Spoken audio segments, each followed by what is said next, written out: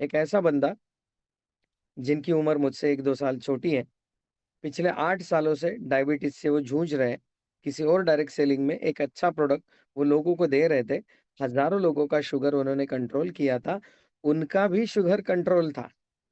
सुनने जैसी बात है, ये बहुत बड़ा एक्सपीरियंस है।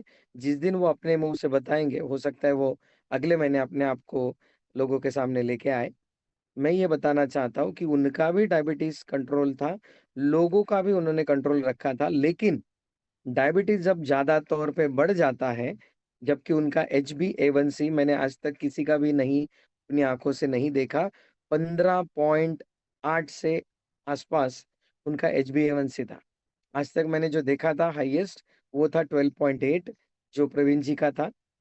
लेकिन 15.3 या 15.8 जो उन्होंने मुझे बताया कि उन्होंने उस शुगर को कंट्रोल किया था और किसी और नेटवर्किंग कंपनी के अच्छे प्रोडक्ट से उन्होंने हज़ारों लोगों का शुगर के कंट्रोल करने में मदद की थी। लेकिन उनका जो जब भी शुगर बहुत ज़्यादा बढ़ता है, तो उसका सबसे ज़्यादा असर पैरों की ताकत पे होता है, पैरों की नसों पे होता है और जब फुट शुगर हो जाता है, ज़ख्म होने लगते हैं या सेंसिटिविटी पैदा होती है, तो कई बार वो लास्ट स्टेज हो जाता है शुगर के लिए, राइट? तो ऐसे हालात में इनका जो प्रॉब्लम होता था, ये बिना चप्पल के 1 मिनट भी ज़मीन पे इन्होंने 8 सालों में बिना चप्पल के पैर नहीं रखा था। और ऐसा हालात मतलब उनके अगर पैर दुख रहे हैं और उनके बेटे ने अगर पैर को ऐसे हलकासा हात भी लगाया, तो मराठीमध्ये सांगायचं असं टणकन ते उडायचे. इतना सेंसिटिविटी था।